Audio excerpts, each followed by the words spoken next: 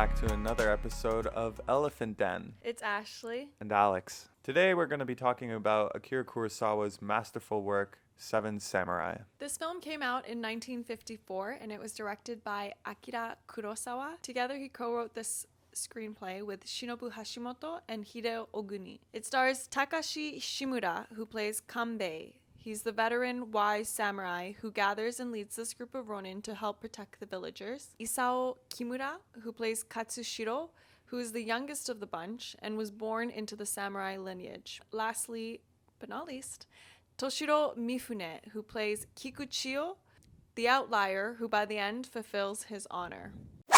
An experienced lone samurai must round up 6 other ronin to join forces and protect feeble peasants against the ongoing raids by 40 ruthless bandits.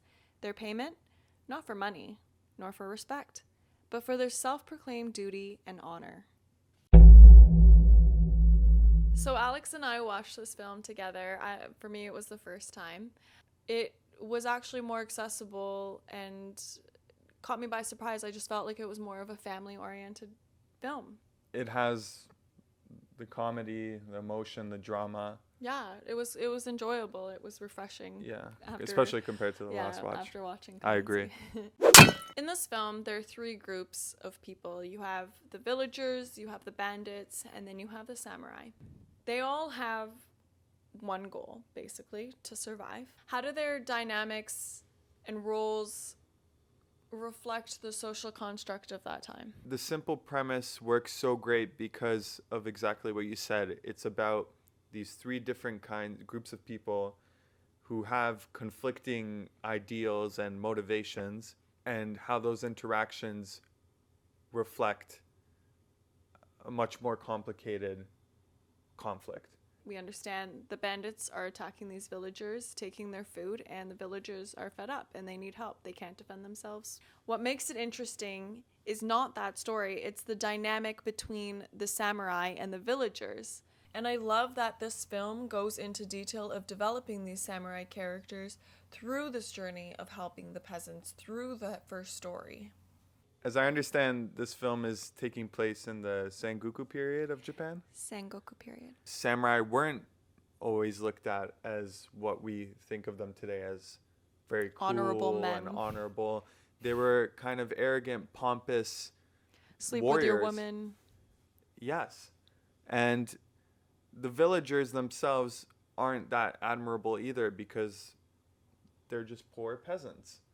And defenseless and desperate, even for the help of samurai. The villagers aren't all that innocent. You know, they're guilty of hiding and mistrust and stealing and murder even. But I think the best representation of that conflict of the 2 sides is represented in one character. The character of Kikuchio, who is kind of a muddled mix of both. He, in the beginning, comes off as that arrogant samurai type that the villagers may fear. Yet it's Kikuchio's big heart that really is the unification, the glue of this group defending the villagers, is what it felt like. He definitely stood out to me as a performer on screen. Just because he was very physical with his movements. Moments, especially there's a scene where he's drunk, plays that very well. Almost reminds me of Johnny Depp in Pirates of the Caribbean. Mm-hmm. And so it makes you think that this actor inspired other actors later on to involve more or include more physical movements, because it really does show on screen and it really attracts you to that character. Yeah, he was definitely the standout for his performance, but just also he was the most fleshed out. I also think I think he does a good job between swings. And when I say swings, like working from being extremely emotional and then going completely opposite on that spectrum to being like very happy, energetic, and just what's the word you used? Rambunctious. And so I just loved that constant swing in his character because it just made it so much more interesting. Seven Samurai may not be inherently a war film, but similar to Come and See, which we just reviewed, check it out, link above, it does have that aspect of there's oppositions that are trying to take over a lesser group of people. In both films, again, there is no victory to be had. Even when the bandits are defeated, it comes at a cost.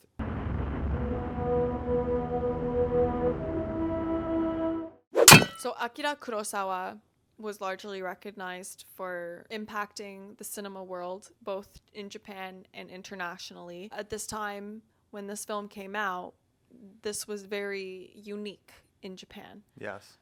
Let's talk about that. Yes, it's interesting because, he made films prior to this, but it was around this time in the 50s when he very much engaged with Western audiences. Other directors from Japan, like Nagisa Oshima, were quoted in stating that they thought that Kurosawa was catering to Western audiences, specifically their traditions, and he was kind of turning his back on traditional Japanese style films. And Kurosawa very frankly disagreed with this. He said he was trying to cater to the younger audiences, and that's why he was making the cinematography and the action more kind of compelling and faster paced and dynamic. I want to say Because they were gravitated towards the Western films at the time. Yes, Western audiences and younger audiences of even Japan. And he even asked the composer of the film, who will insert his name, to add music that's not typical or even traditional Japanese music. He thought that wasn't turning his back on Japanese culture. It was just engaging. Which I think, for that reason, this film became internationally well known. Seven Samurai had a huge impact and influence on George Lucas, who we know went on to make Star Wars. It's hard to really appreciate the true genius of Kurosawa. I tell you, I've seen a few of the films. My favorite of all time is really Seven Samurai. It's really his visual style to me that is so strong and unique, and a very, very powerful element in how he tells his stories. I think he comes from a generation of filmmakers that were still influenced by silent films, something that I've been very interested in, having come out of film school. Obviously, a few years after this one, there was a remake, The Magnificent Seven, by director John Sturges, 1960. And I grew up with that film, actually. I saw it dozens of times before I ever saw Seven Samurai. And I loved it. And I've never seen it. It has Charles Bronson in it, Steve McQueen. Big actors, very compelling, charismatic actors, badass. And it's the same story, almost identical characters.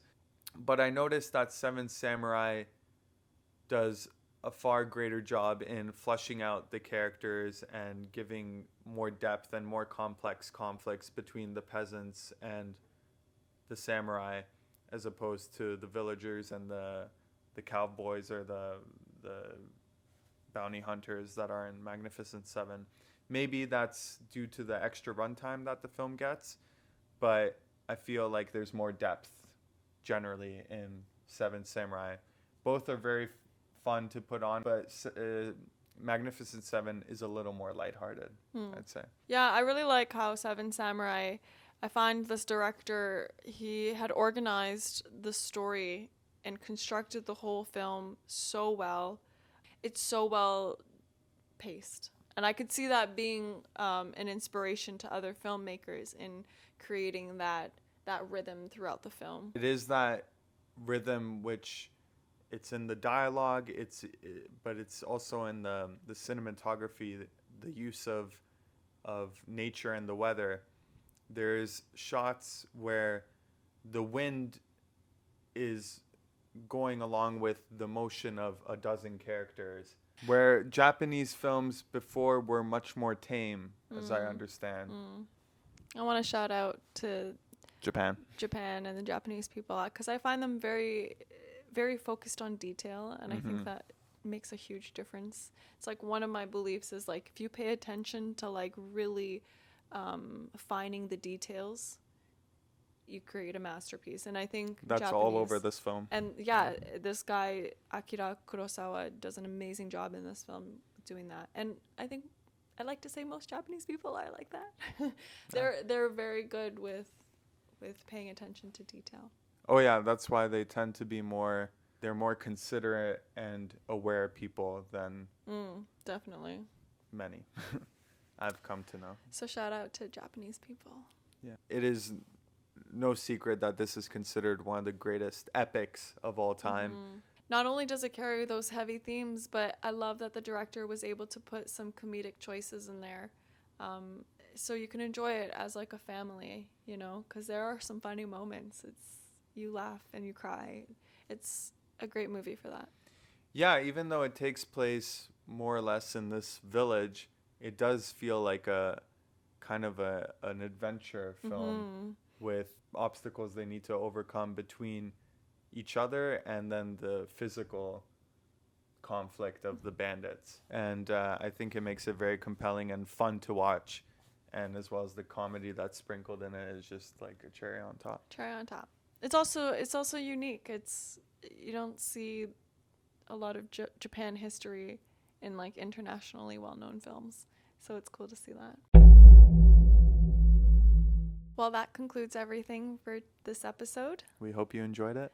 Thank you so much for watching. As always, we appreciate your views and your likes and your comments. If you have something to say, please comment down below. We'd love to hear from you.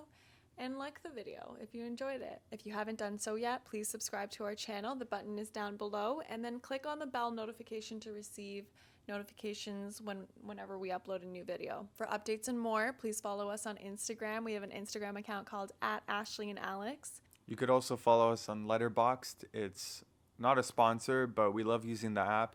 It's basically used to organize your film watching experience.